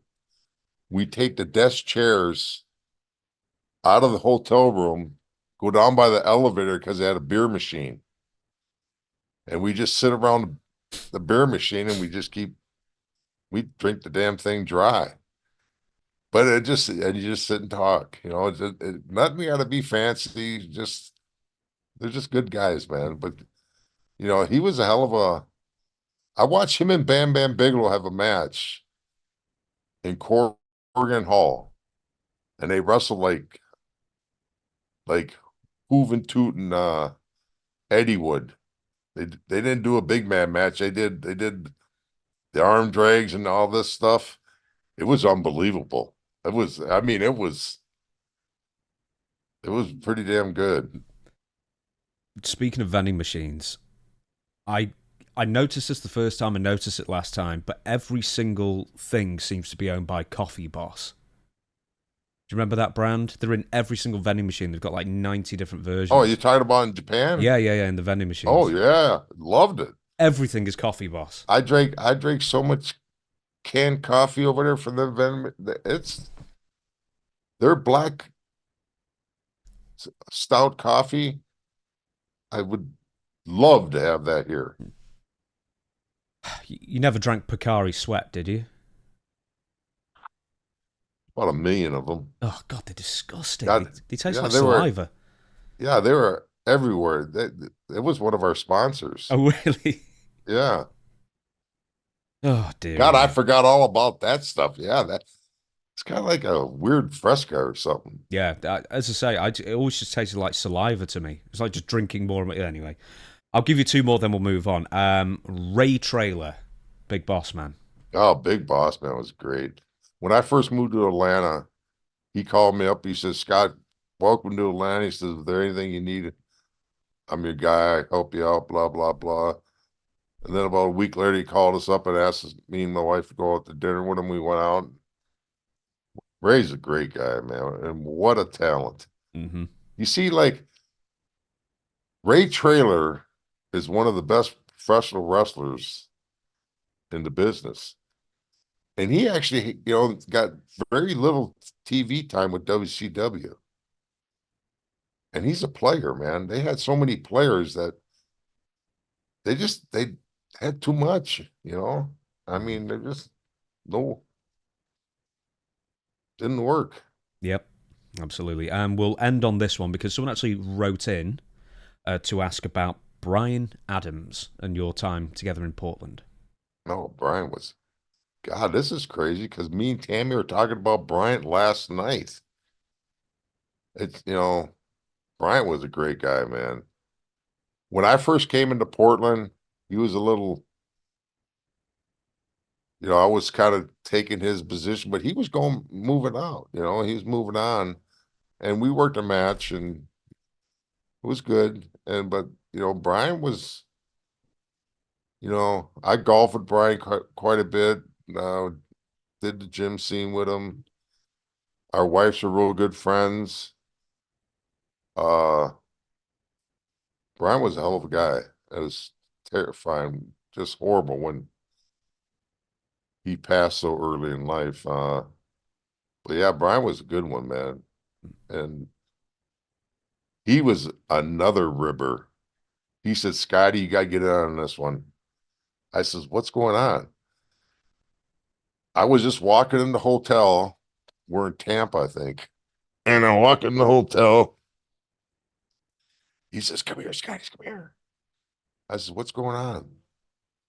He says, I'm going to rib Macho Randy Savage. I said, all right. So anyways, he gets on the phone and he calls up Randy Savage's room. He goes, Domino's Pizza, I got your pizzas, Mr. Savage. I didn't order no pizzas. I got your 6 pizzas right here. I'm going to bring them up to your room right now. What room you in? I need to get my money. I didn't order 6 pizzas. And they're talking back and forth. He says, I know you're the Slim Jim guy and everything, but I had to think you'd be that cheap, you son of a bitch. And they're going back and they're going back and forth and everything. And all of a sudden, Brian comes, we go run over to these seats and we sit down in the lobby right by where the elevator is. And we got newspapers like this. Brian cut out the holes so we can see. And we're sitting there. The elevator door opens up and Mach comes out of the thing like he was in a match, dressed in full gear, because he always wore his stuff. And he's looking for the pizza guy. He goes, where's that little son of a bitch? And he's pacing back and forth. Here's me and Brian Adams sitting there with these newspapers up. And all of a sudden, Mach comes walking by. Domino's Pizza. I got your pizza, sir. And all of a sudden, Mach looks at me. I just about died. Randy he couldn't say anything. He was so fired up. He went and hit the button, got the whole he had the painted glasses on the whole 9 yards. Oh, we laughed our ass off. I said, how do you come up with this shit? Yeah, he was great. It was That was a Randy good Savage memory. like the easiest person to wind up? Yeah, he was one of the best. Right? Yeah. Oh yeah. He was one tight anyways. Him and Rick Rude, they're same deal. But yeah, he was. Heard some stories about Randy. Yeah. But I mean, what a great dude he was. Real. I mean, yeah, he was one of very well respected in the locker room. Cool guy. We're going to move on. So Ethan Bloodborne, among others, actually wrote the same question and says there's a match listing on History of the WWF in the year 1994. It says Scott Norton wrestled Bob Holly. I want to ask you about this. So I didn't realize this. Yeah, I wrestled him in a dark match in Fort Lauderdale, Florida. And they brought me in. New Japan, after you start with them, they want you to go someplace else for a year or two. And they said if I wanted to do that, and it was crazy because then New York called me up and asked me if I was interested. And I was just kind of like doing what Massa said. So, anyways, they brought me in. They would wanted to see me work a dark match. And I went and visited Vince and had a big talk with him. Then I flew back to Minneapolis or to uh, Washington, where I live, Vancouver, Washington. And then they set the dark match up, and they flew me and my wife to Fort Lauderdale, and I spent the weekend there, and I wrestled Bob. We had a pretty good little match. Came back, then they flew me all the way back across again to meet with Vince to see if we can work a deal out. And I'm sitting there with JJ and Vince and everything, and they say, yeah, we really like to have you come in, you know. And I says, well, here's my reputation, my lawyer. You work the money deal out with him, and they weren't, they wouldn't guarantee a dime. And the contract was so there's no way I could just say I'm going to leave New Japan and maybe work for him in the next 2 years. There was, I mean, they had no. It would have just been the worst move. Yeah. I mean, especially with And so, Japan, what Japan was paying, I imagine you at the time as well. I yeah, mean, you would have been making very good six figures, I'd suggest. absolutely. And the thing about it is he was offended. Like, I mean, he couldn't believe that I was. And so they took that match and they tried to air it, which is, because they promised me to be dark. And, you know, New Japan said, don't even worry about it. And so I kind of got heat with Vince over it, and I've been asked about it. It's just something that happened, didn't work out, and I mean, put it this way, he was flying me first class, all the flights until I told him no in his office. And I didn't take a limo to the airport. I took a taxi and I flew home center seat coach. And I mean, that's pretty, that was pretty horse shit, because he had the limo driver picking me up and I was staying in this unreal hotel room. And I mean, he's throwing all that, then all of a sudden that happened. I went, oh, well, Hmm. Yeah, I mean, especially with New Japan, there would have been, I mean, harder matches, but less dates. oh, crap. Guaranteed money, not just the promise of an opportunity, quote Yeah, unquote. Yeah. but, when there was no, it was my lawyer looked at it, he says, Scott, you'd be out of your mind to risk this. I says, I believe me, I'm not doing it. So Did they ever come back to you in 2001 when WCW was purchased? no, No. no. I talked to Shane one time at the Narita airport, and he was just so kind and cool. It was great. And I was, he was nice, where the flights are all canceled because the weather. And he heard that guys were over there, and he came over and we talked for like 10 minutes, and He says, man, would have been great if we could have had you come over. And I says, well, I'm so happy here. It'd be pretty tough to get me out of here. Hmm. And he goes, boy, they must be treating you good because I don't think he cared for much for Japan, you know. And a lot of guys didn't, you know. It was tough. Japan's tough. I mean, just tough. It's hard because it's so different. But once you get in the groove, it's good.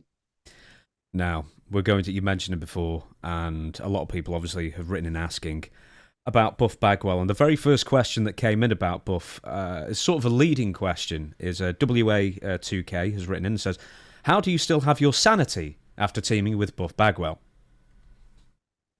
Oh shit. Buff was great. I mean, here's the kind of guy Buff is. We're in Michigan. We wrestled. We grab a 6-pack of beer and we're talking, driving home.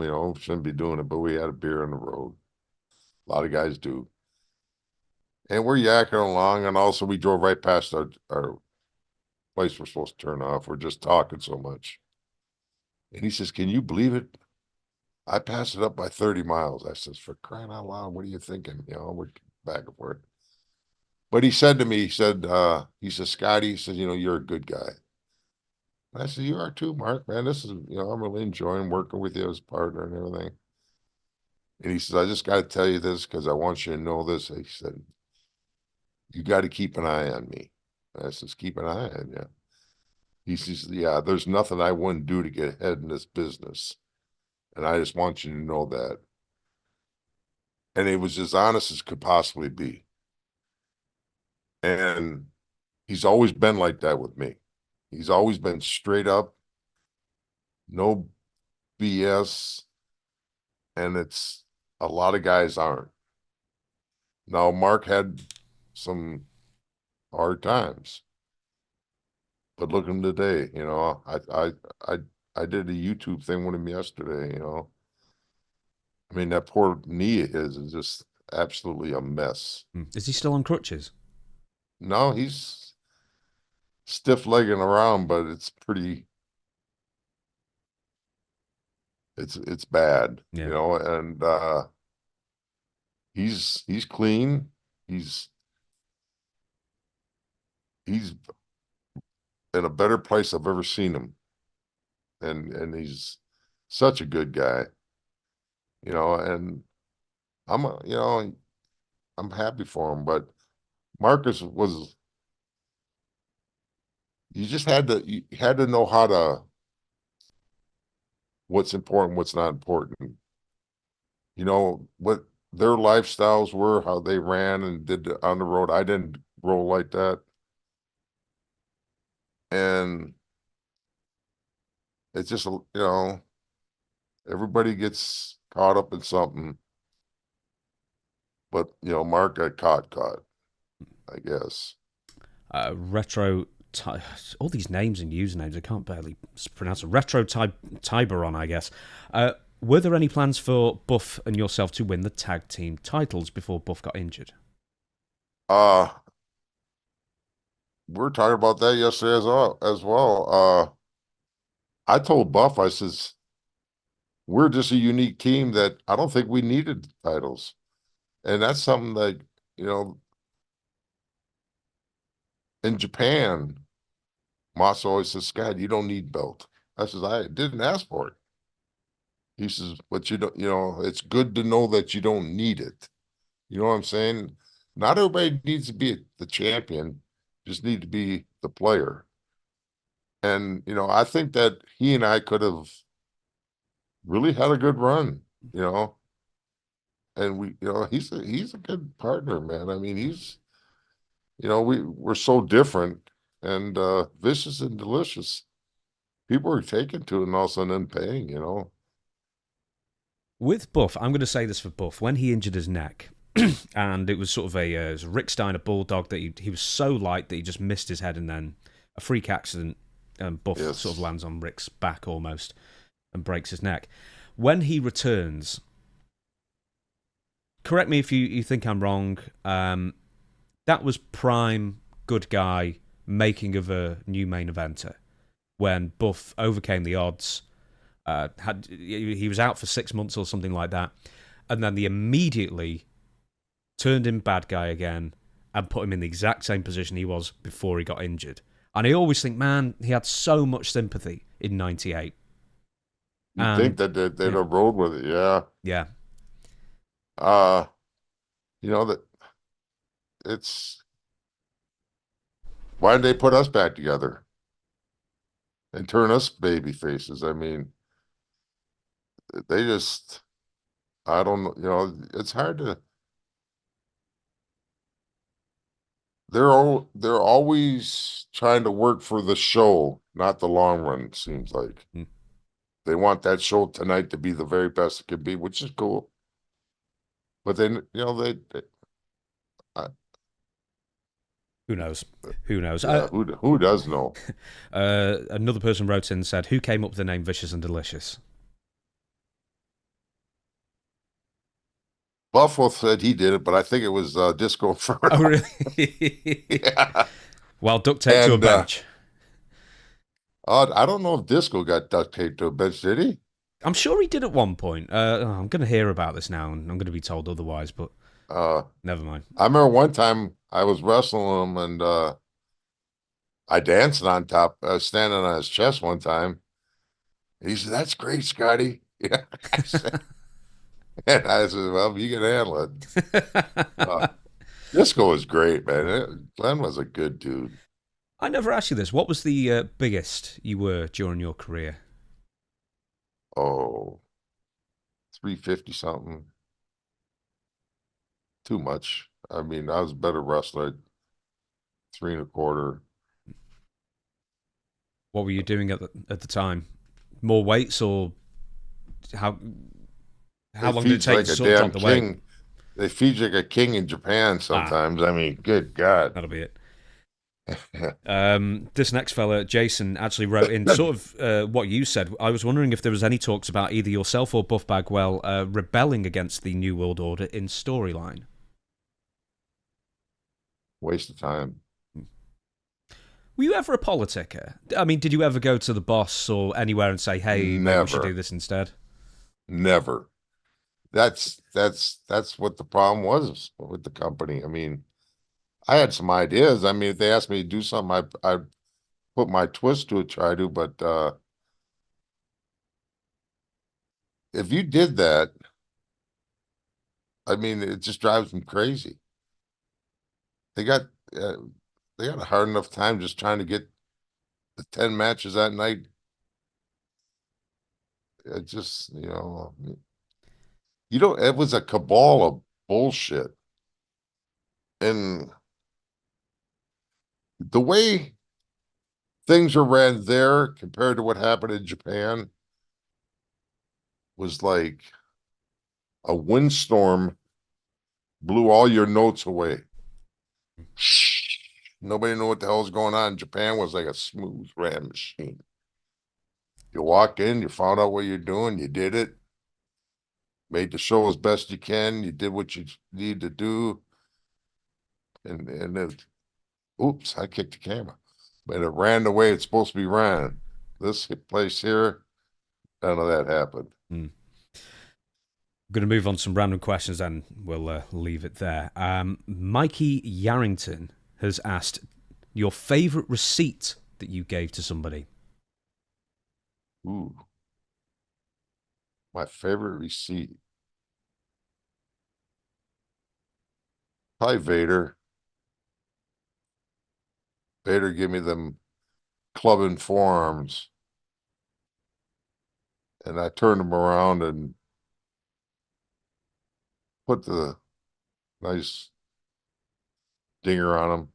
He was Vader was an awesome big man wrestler, but he get carried away, and I honestly don't think he felt meant to do it.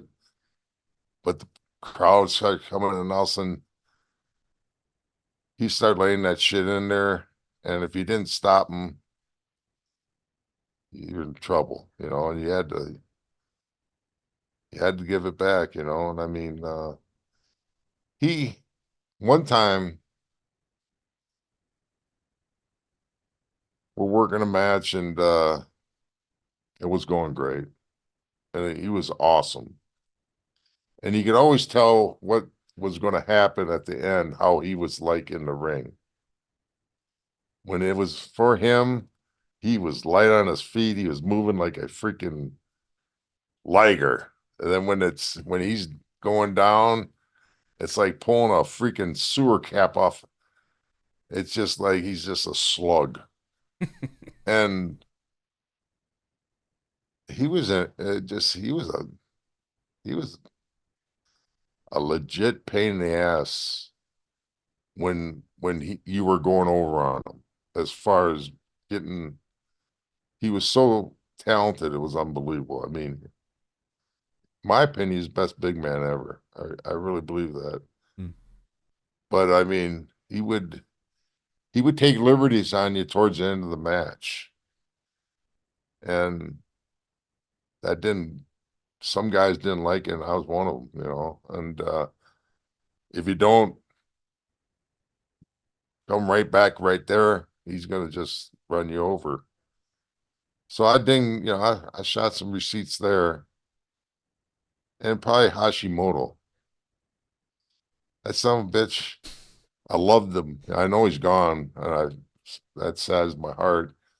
But he'd start with the kicks here, these big thrust kicks, and then he'd get tired. Next thing you know, that kick gets lower and lower and lower. And I mean, he he he got some receipts. But a lot of the guys. Now I've seen some unbelievable. I was talking about this again last night with Shane. Brad Armstrong. You need to hear this story. Brad Armstrong and me are tagging against Masa Saito and Hashimoto. Brad does a drop kick spot with Masa and absolutely took his head off. And Brad looked at me like he's going, "Oh my God, I'm going to die." Because he knows Masa's going to get him back. And they did a spot, and Masa took Brad's head off with a receipt. And he even said it, "Recito." And I'm standing there on the apron, and Brad's like trying to get to his feet, and he's trying to get over to tag me. He's shaking around like that. And then Masa comes behind him and hits him with a big suplex. And Brad's eyes are just coming out of his head. So we're showered up on the bus, and Brad's kind of like, feels kind of bad because Masa was mad at him. So we're on the bus, and the beer's flowing, and Masa comes walking back to the back of the bus where the Americans are sitting, and he gets on the seat in front of Brad on his knees, and he's leaning on the back of the seat, and he's looking right at Brad, and he took a bottle of Kirin beer, and he stuck the cap in his eye, and he went, and he was like Colonel Klink with the bottle cap in his eye, and he took the bottle of beer and he just guzzled it down. Never said a word to Brad. Got up, walked back in front of the bus. Brad goes, he opened the beer with his freaking eye. Did you see that? I said, yeah. He says he opened the beer with his eye. And I tatered that son of a bitch. So, anyways, Brad's just like beside himself, and I'm sitting there in the bus seat. I knew there's something up about it. So Masa comes back, got another beer, and he walks up, and he goes and he sticks the bottle in his eye, but never turned it. He went, tsk, made the noise, and then he pulled the cap straight out, and the cap was stuck. And Brad just started laughing, and now Brad's all feeling all happy and everything. But he had him thinking, he opened that beer with his eye. That's how tough. Moss is one of the toughest guys you ever been in the ring with. Mm. Nah, when it comes to receipts, he never, he paid him back immediately. In his retirement match, I'm wrestling him and I hit him with this. I can't remember what I hit him with, and then and knocked him out. And I got him in his retirement match. This is a big deal. The place is jammed. And I got him in a like a side headlock, little hold him, saying, "Boss, wake up." He's sitting there and he's snoring. And I'm going, "Oh shit, I knocked the boss out. I'm done." And so when he goes, and I says, "Masa," and Tori even says he's counting him. "Wake up, Masa." And finally he comes to, he says, "What's going on?" I said, "Masa, it's your retirement match. I knocked you out." And out of nowhere, he just like spun up and he got me in a side suplex and he dumped me on my head. It was like a machine. And now I'm half out. I'm walking around and we're both like dazed. And I mean, he didn't waste any time returning the receipt, believe it. Yeah, those good days, man. Do you ever? Well, you must have done this at least once or twice, where you've hit a move on someone else, like Brad Armstrong there, and you've caught them or hit them with a Oh, strike or something, and you just go, sure. "Oh, I know the receipt's coming." Do you know? Are there any instances where you just know you hit someone too hard? I'll tell you one. This is something that I thought I'm going to really pay for. I'm wrestling Ming. He's got the hair. It's everywhere. I go to lock up with him, right? And I stick my thumb about to the first knuckle in his eyeball. My thumb was wet. And I stuck it in his eye. And I'm going, "Oh shit. Wrong guy to stick your thumb in his eye. I mean, this one's gonna hurt, right?" Ming apologized to me. He goes, "I'm sorry." And I'm going, I just stuck my thumb in this dude's eye. And he's apologizing to me for doing it. That's how tough he is. Mm. I mean, he apologized. He goes, "I'm sorry, Scott." And I'm going, fuck, I did it. I'm the one that stuck my thumb in. He didn't do nothing. I thought, a chop or a clothesline or something was coming. But yeah, I've taken some guys' heads off and wish I wouldn't have, or, his clothesline gets, it just happens. I don't remember. I do remember one, Scott Steiner. He tatered the shit out of me. And now I mean, I am pissed.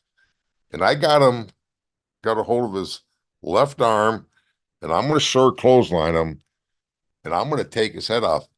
This shot that I was thrown at was so good they put it on a baseball card, wrestling card, and it looks like I'm taking his head off, but I never touched him. He gets out of there so quick, and I swung him so hard that I punched the mat. I was, I mean, I was going to take his head off, and I never touched the son of a bitch. he And he knew it was coming then, basically. oh, you damn Perfect right he timing. knew it. Oh yeah, and yeah, then we just laughed about it. What are you doing punching Robbie's laughing at me or whatever. I'm going, yeah. Tell you what, we're going to end on this one question. All right. What is the absolute hardest hitting match, hand on heart, that you can ever say you were in? To the point that after the match you were just done, you were dead, you were beaten up.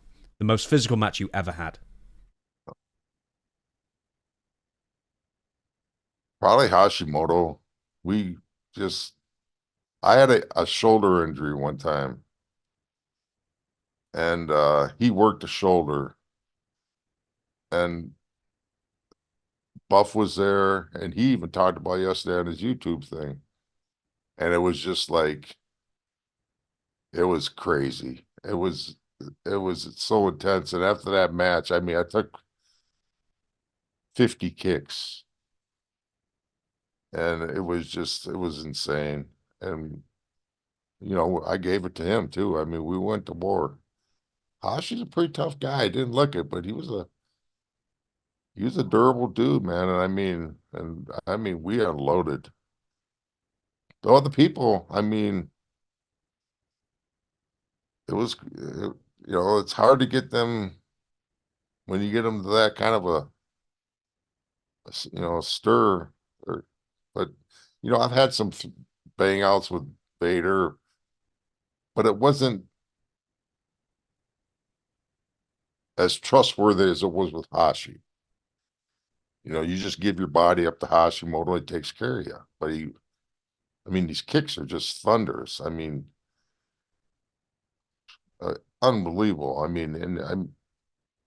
When you get kicked in the heart 60 freaking times, a lot of the times I'm doing this, brushing them off, and but then the the effect, it's pretty crazy. You're getting them, and are you just like dying inside slightly? Oh, well, it's just part of the deal. And I was laying it on him. I had him split open like a hot dog with the chops. I closed on him so hard that match that he kicked me in the back of my head. He just came.